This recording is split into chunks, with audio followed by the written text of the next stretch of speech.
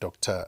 Nkosazana Dlamini-Zuma, designated under Section 3 of the Disaster Management Act of 2002, Act number 57 of 2002, having declared a national state of disaster, published in Government Gazette,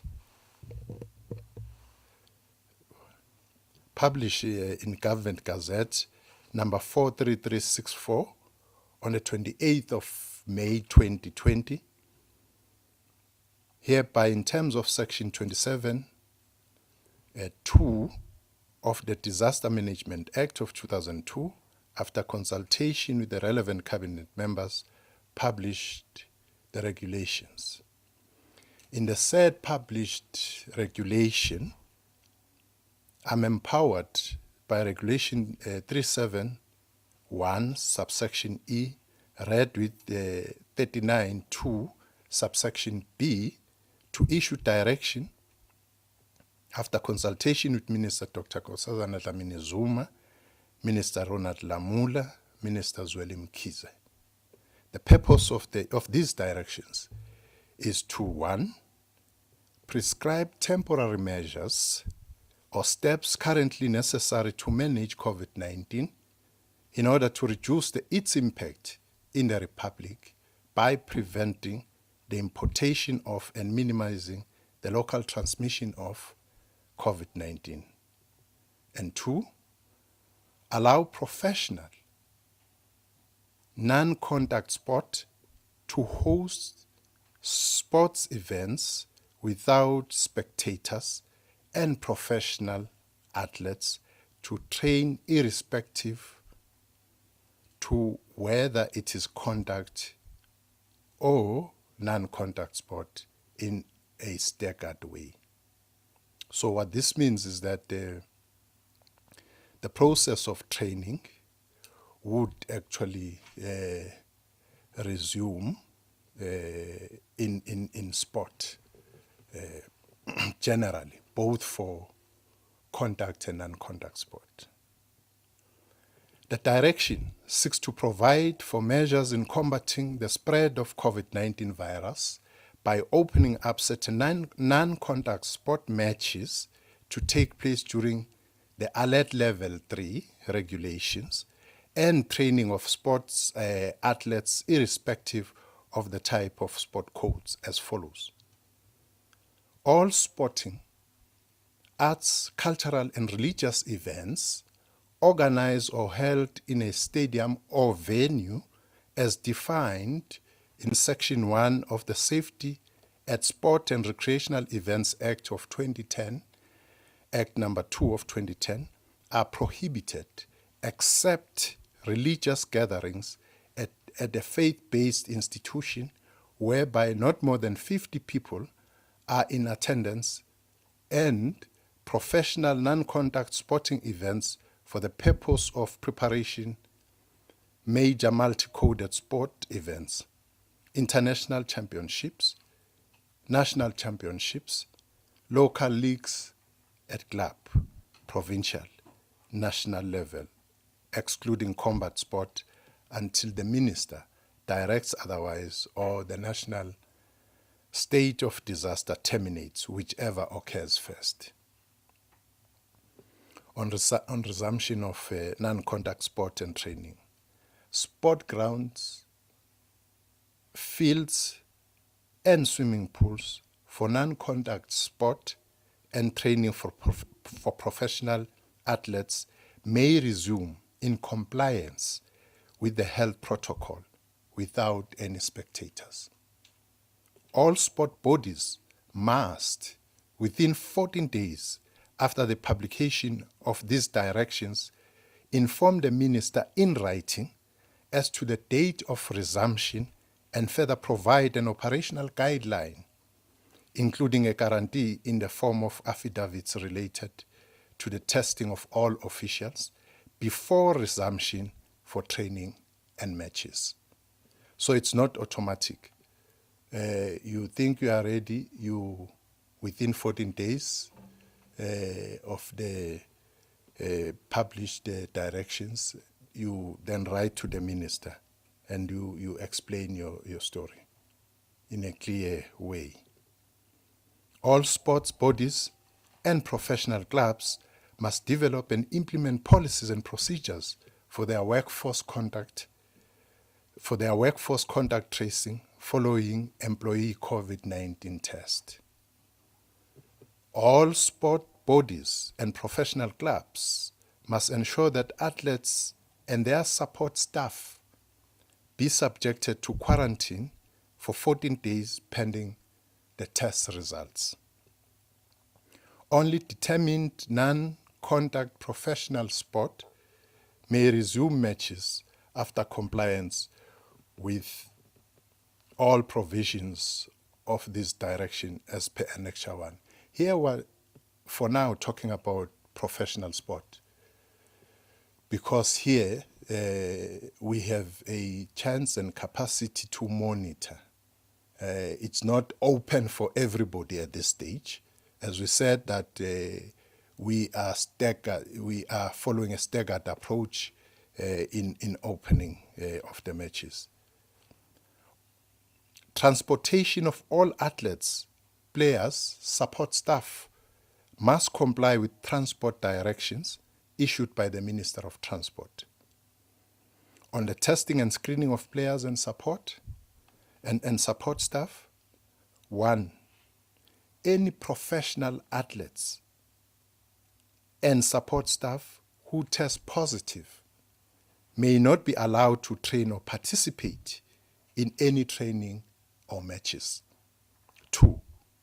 All officials, including players, athletes, match officials, support staff, journalists, and television crew, including radio commentators, must be subjected to temperature screening before they enter the venue or stadium.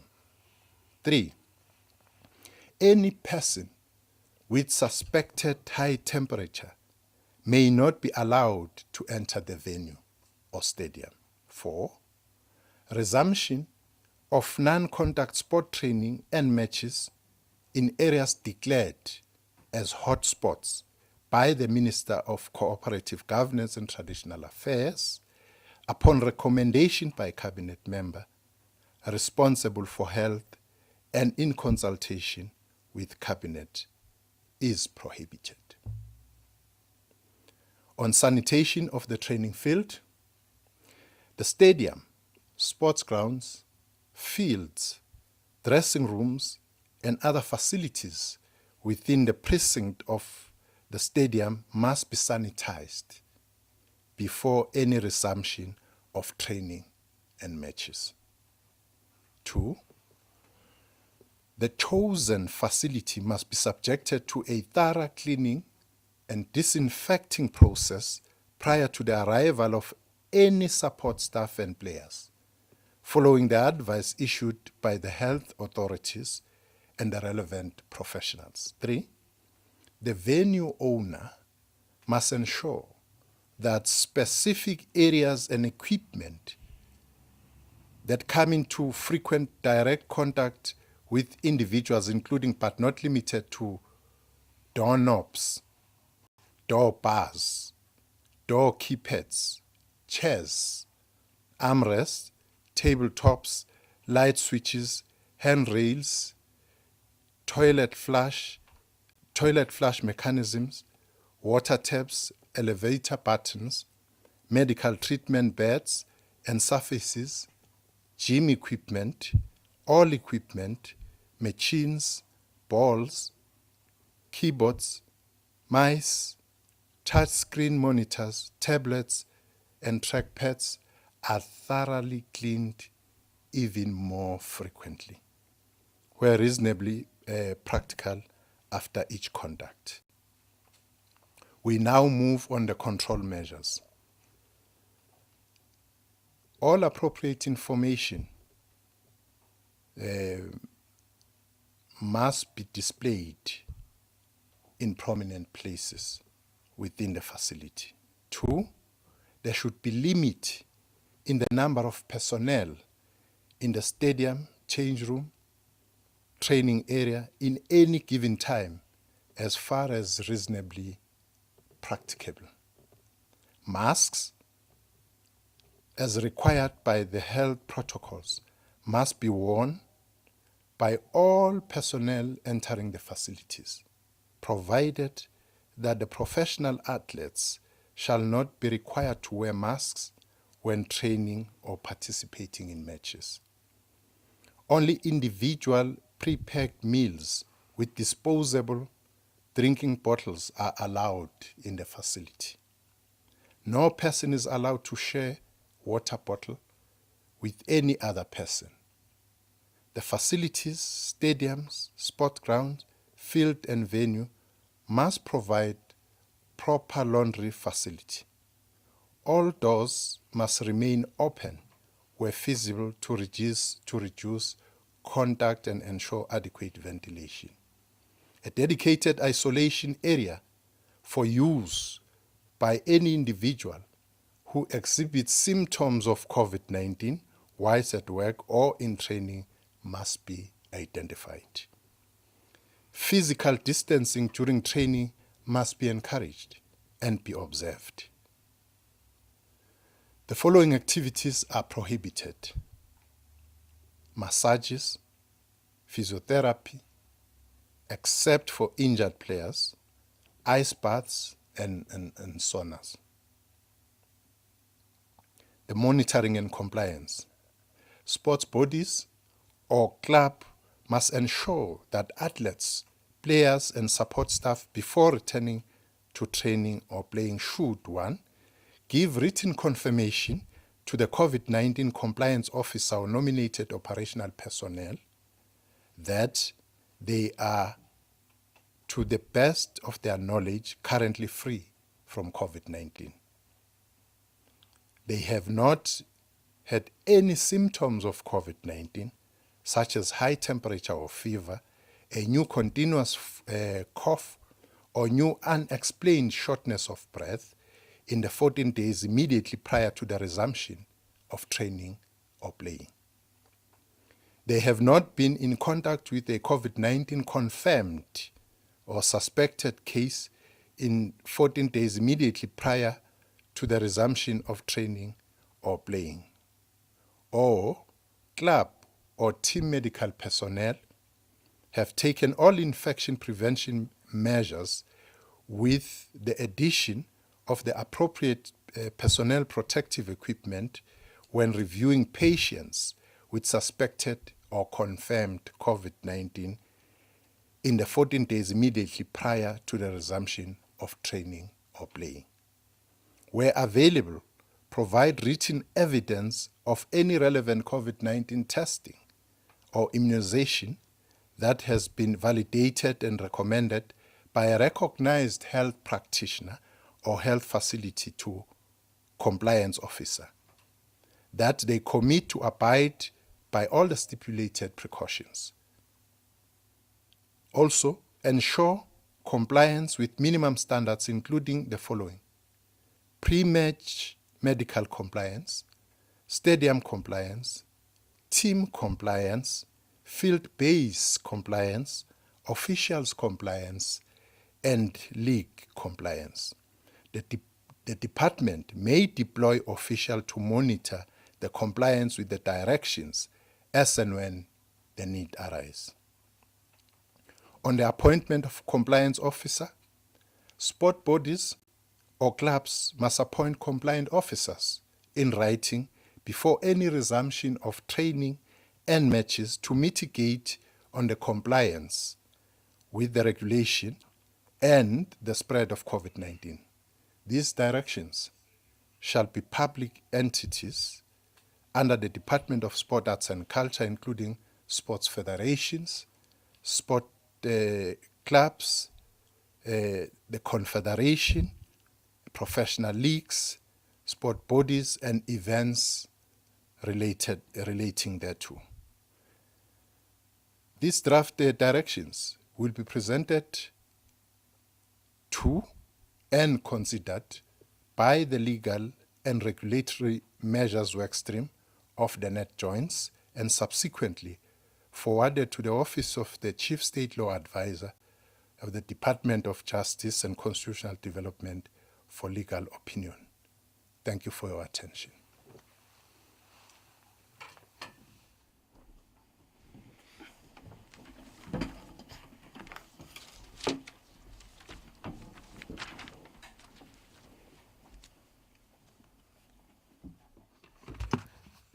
Thank you very much, Minister.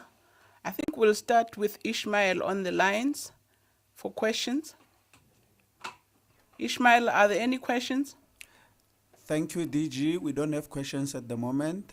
Thank you. Neba, what's up? Yes, DG, we have one so far. Okay. It's from Chris van Vuren from International News Network, and he's asking, Minister, you entertained all organizations, but what about freelance crews in the AV and entertainment industry who are not affiliated to those organizations but constitute the majority of the trade? All of them who have been without income for the period and will be until we reach level 1. Okay. Ishmael, still nothing? Then we can give to Thanks, Minister. DG. We have a caller on the line. Okay. It's Tony from ENCA. Over to you, Tony. Minister, just a few points to clarify. Firstly, can we not have a breakdown of the specific codes that are able to resume non-contact matches?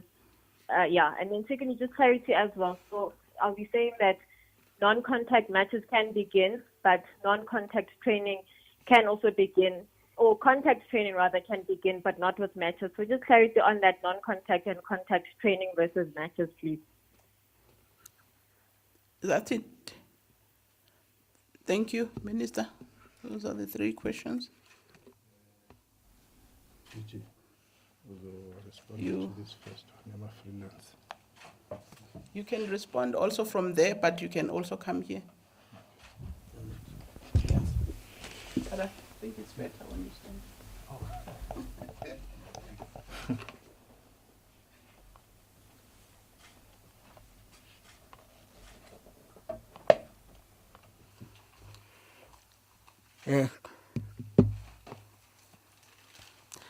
Good morning, Director General and the Minister of Sport, Arts and Culture. There are directives relating to freelancers, relating to arts and culture, and I'm sure we will also outline them. It does cover them. It covers areas of audiovisual, film, and what happens at the playhouses. In terms of live streaming, maybe given opportunity, Minister might just also touch on those also. So they are definitely covered in that area regarding level 3. On the issue of some of the non-contact codes that we're sporting codes we're talking about here, it would be similar to tennis, athletics, chess, cricket. We have looked at all those that are affected, and there is a schedule that outlines these non-contact sports. And indeed, it does talk to both training as well as matches, but without spectators and at a limited scale, even the level of participation.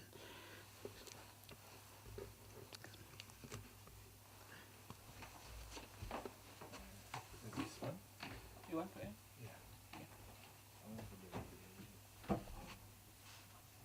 One, two. Yeah. Okay, thanks.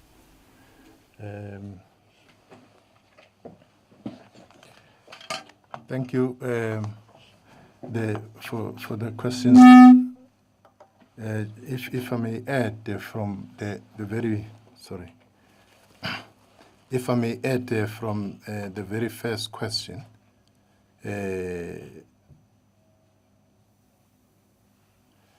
the DG, I thought, is going to read the directions related to what he referred to on the creatives.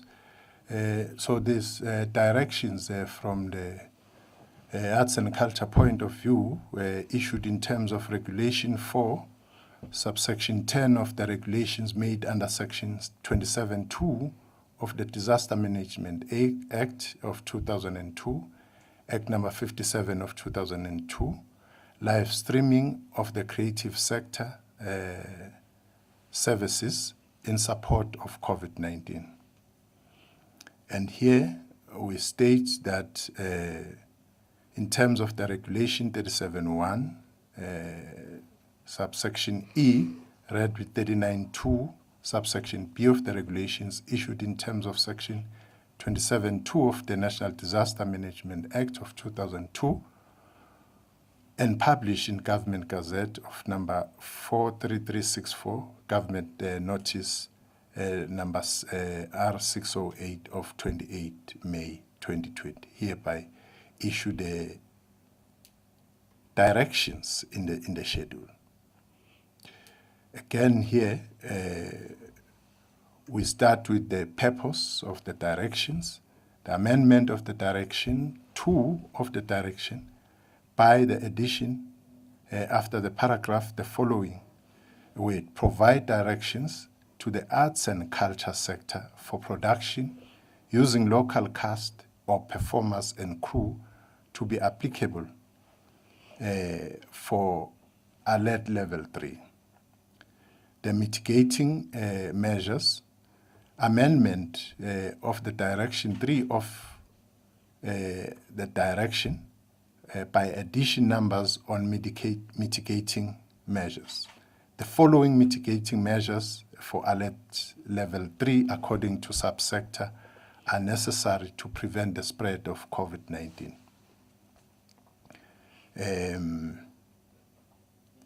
The performing arts institutions or playhouses that have relevant infrastructure or facilities used for the creation and production of local content. The mitigating measures here is that these facilities can produce content for streaming and live streaming without audiences, monologues, minimal cost, and technical support required.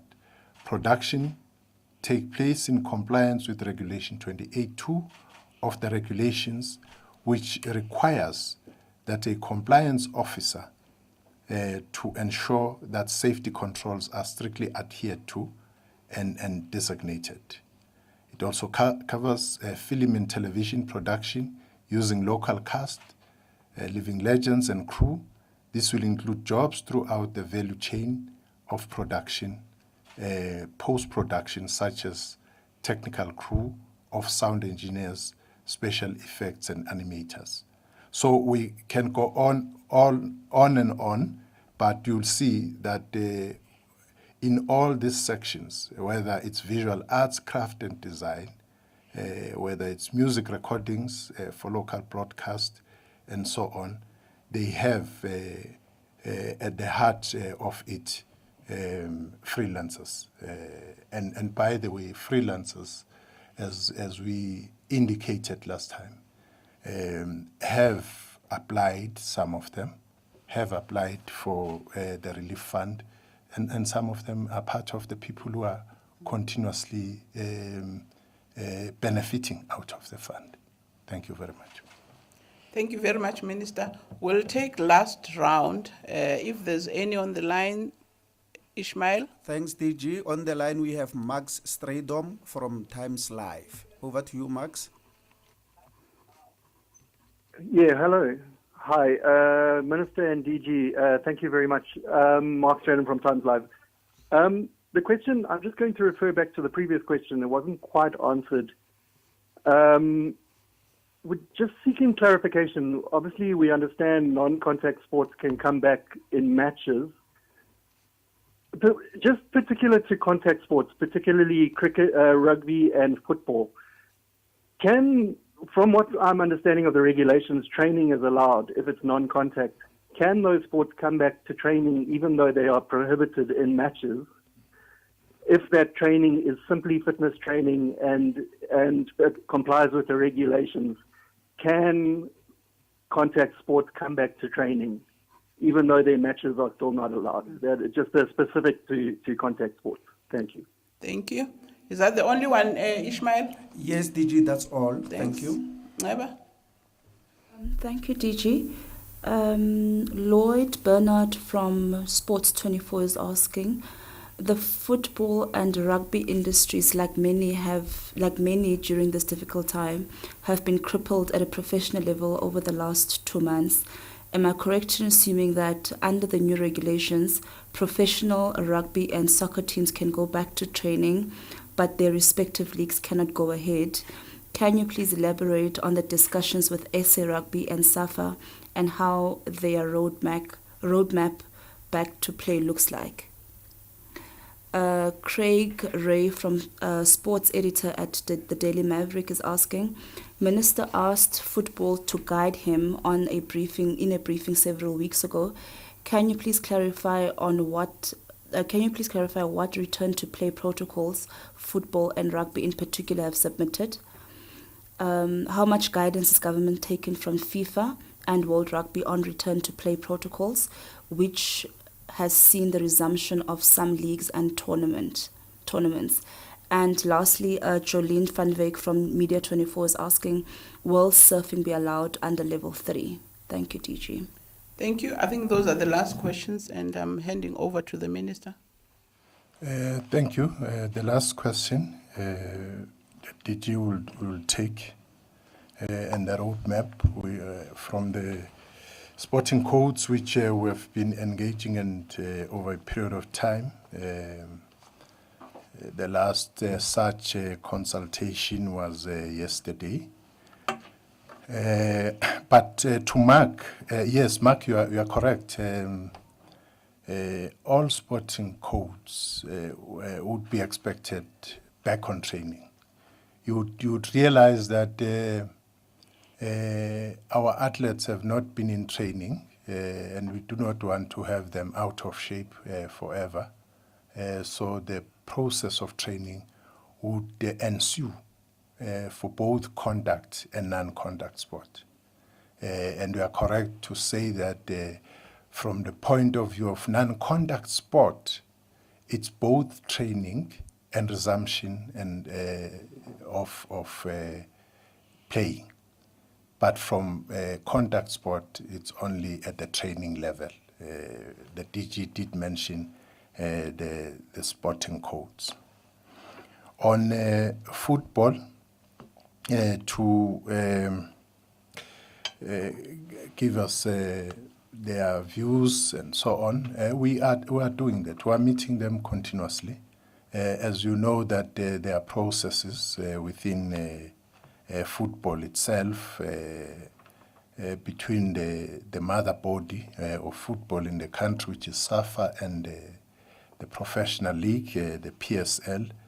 So we are in consultation, and we'll continue to do that.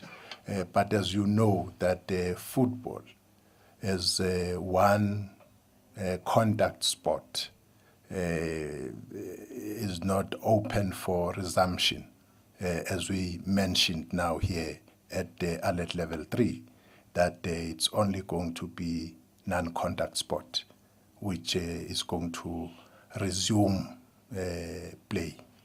So, yeah, that's it. And the last two questions, DG is going to take them.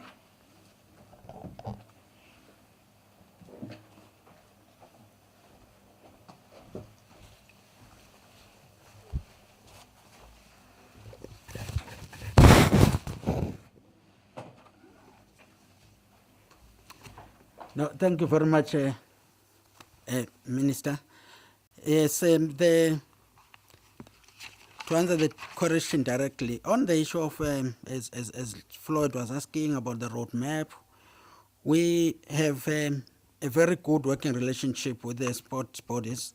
Yesterday in the morning, we had a lengthy discussion with the CEOs, as well as the president of SAFA, as well as the doctor of SAFA and PSN, and they were very elaborate on their plans, which it does incorporate also FIFA guidelines on how to deal with this issue of football. But in terms of both rugby, the doctor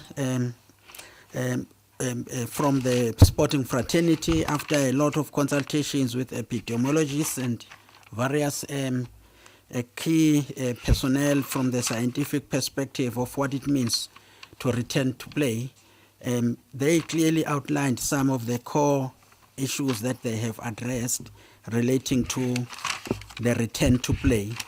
And I think among some of the things that they were mentioning was, of course, that they all understand that there is no way in which players can just come back and they are not yet ready for that.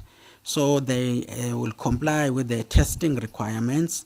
In fact, they have moved with very stringent measures that they indicated that it's not just one-time testing, two-time testing, the issues of no one leaving the PSD, as well as every club should be having a doctor.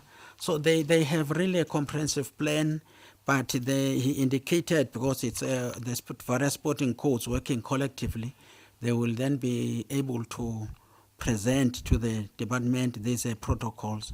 But the various codes have been also submitting individually, from tennis, cricket, golf. Everyone has been submitting to us, and that is what assisted us a lot in crafting the directions that Minister has read this morning.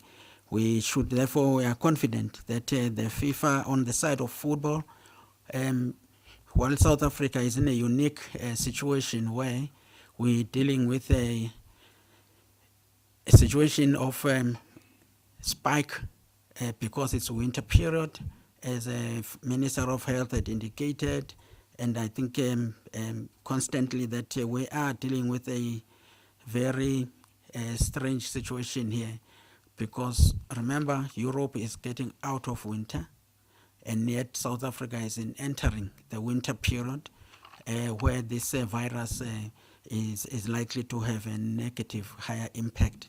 So all these, in terms of from the football perspective, was also made clear to us in our engagement that based on that, their protocols also have considered the risk that is associated with the easing and the return to play, while it coincides with a period of likely a spike during winter. So I am confident that all the sporting codes and the federations have done the best they can to adhere to FIFA protocols, and we are going to continue to work with them in this regard. The last question, if I'm correct, this issue, surfing and water and the virus, has been one of the very complex discussions based on scientific versions. There is a version of this virus thriving in cold environments, and therefore then being a risk that people, if they are a group or swimming together, if it is a swimming games, there is a risk. But there are those who say there is chlorine, which attacks and destroys the virus. On the other hand, the issue of surfing, because it's an open water, those issues are the matters that we need to then discuss. For surfing, at least happens where it's individuals who are involved there, and it's an open water environment like on the sea. So we will engage with the surfers associations to deal with the matter. But indeed, as long as it's part of the non-contact sport, they are covered as per the directions that have been indicated and read out by the minister. I hope I have answered the questions, DG, as raised by Lloyd. Thanks very much.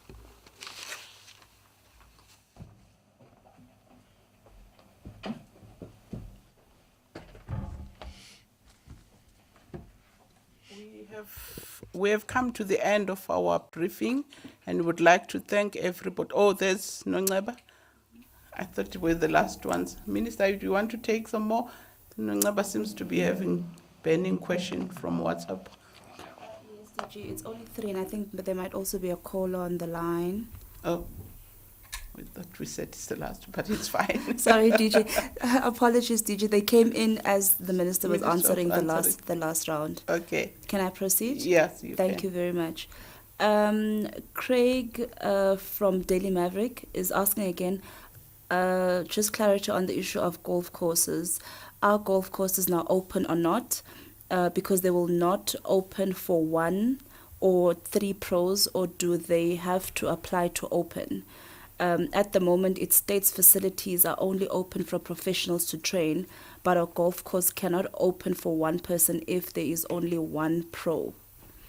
The next question is also related. It's from Vickersberger from Netwerk 24. When will non-contact amateur sports be allowed to resume? This includes golf, surfing, and tennis. If not under level 3, under which level? And the last question from Evelyn Morris from Caxton Media in Durban. Recreational sports or sports fishing, which can also be used to feed people.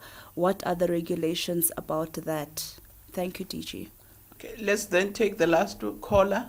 Thanks, DG. On the line, we have Tony. It's a follow-up. She's from ENCA. I have a number of follow-ups, actually. The first one is, can the Minister or the DG please explain to us what the definition of professional is? We're being asked this by federations themselves. So will a sport that has a semi-professional league be able to continue, or is it only, for example, men's cricket, football, and rugby that can continue? And then also, what is the latest on OPEX, Operation Excellence contracts for players? We've been told that players haven't signed their contracts yet, and it's been months actually since they've not had contracts. Also, when in these regulations, is there anything provided specifically on when para sport can return? Because there isn't anything specific about that. And also, can the media possibly be provided with a full list just for reporting purposes so we know which federations or sporting codes are returning? And then, is it possible for sporting codes in hotspots to travel to a non-hotspot area if they want to continue their sport? Thank you very much. I think, Minister, sorry, you're Okay. having a whole No, that's pile. fine. Okay. DG, and then we'll come.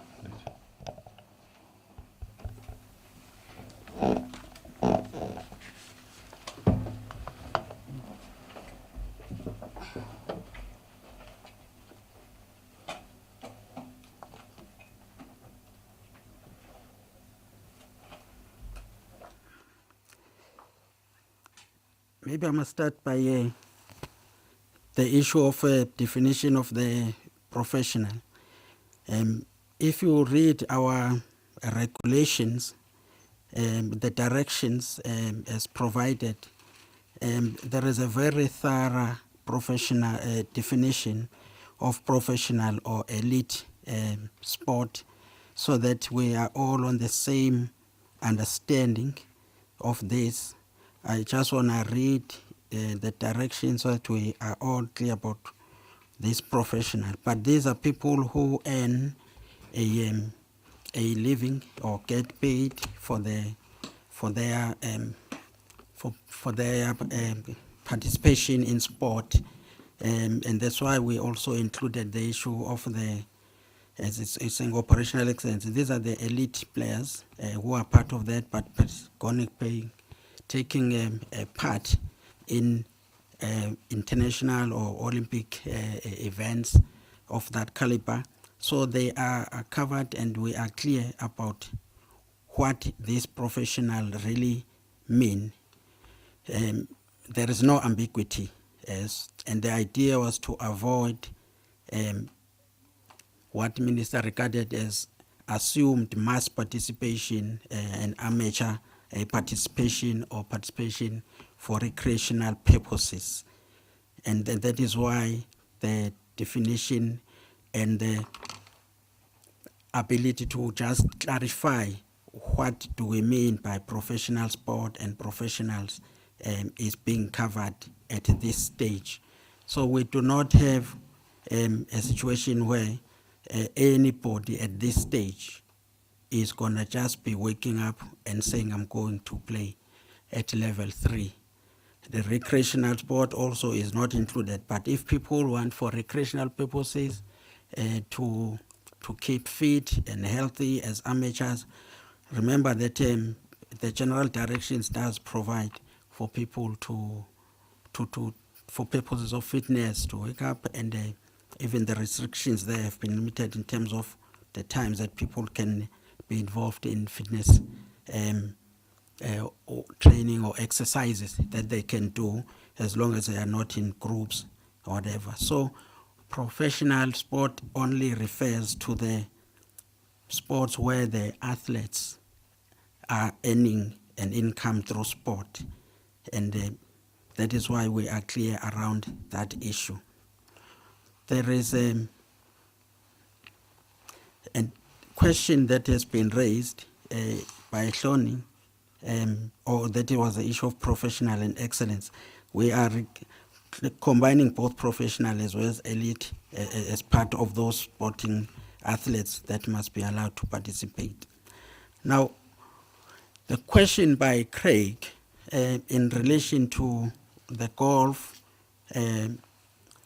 as we have indicated, the issue is here at this stage we're talking about professional.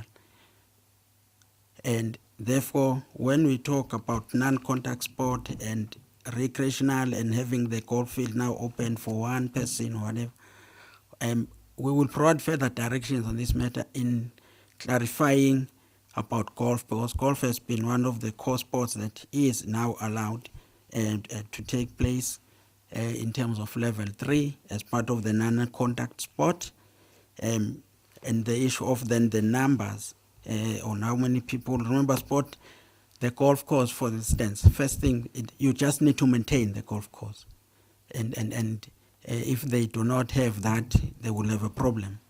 2, we were looking at the number of players who can be there, because they can play at various areas, and they've got caddies who are involved in this, and all those, but because it's non-contact sport, the directions are clear that they are covered.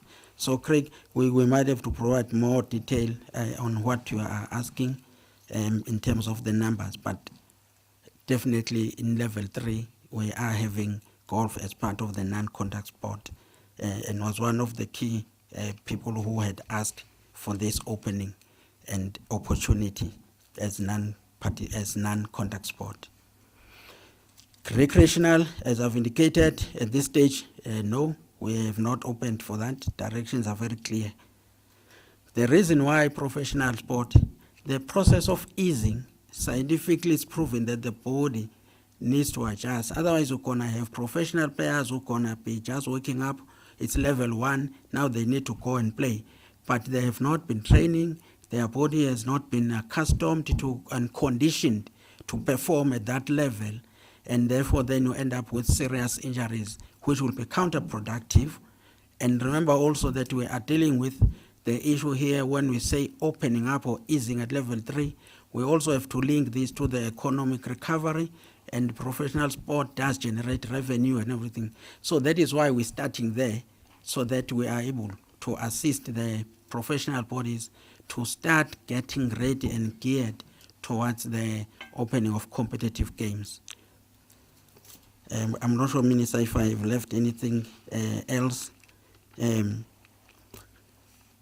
The travel to non-hotspots, I think that is very clear in the regulations, the major regulations. Our directions are guided by major regulations, the main regulations. And there is very clear the issue of interface between the hotspot and the non-hotspots is very clear that it should not happen. That is my understanding in terms of regulations, and therefore then you cannot say now with these directions you overrule the regulations just because now it's about sport. If it is from hotspot, the issue is that we cannot afford to have carriers of the virus now transporting it to a non hotspot designated area. So we are not opening those floodgates. We are not changing those rules. They stay in force. and you cannot use these directions to then contravene that you cannot move from a hotspot to a non-hotspot. You become a higher risk to those who have behaved properly to keep their area as a non-hotspot. So we cannot be then in a situation where we encourage that. When will the contact sport happen? That one, Etloni, is quite clear. Level 3, we are dealing with training and preparations. And then, in all probability, depending on the behavior of the virus and the people, at this stage it's envisaged that contact sport is possible to be at level 1. Okay, Minister. Yeah. Just to say that these are draft directions. And even if they've been gazetted, it's not automatic that you are going to wake up in the morning and go and train. You still have to write and make your case before the minister. So that's one thing which we need to be very clear about, that it's not automatic. Secondly, that on the creatives, that back to the question of the relief, we are aware that it's the only area of our work which is remaining now, which we are rounding up, concluding, and we will ensure that we strengthen the communication lines so that people know where they stand. They are not left without actually knowing where the process is of them getting relief. But we are happy that a lot of people have come back after receiving their relief, and they are happy about that, and we're encouraged. Thank you very much. Thank you very much. We've come to the end of this briefing, and thank you very much for SABC's support. Our next media briefing will be at 2 o'clock, and we will be hosting the Department of Transport. Thank you very much.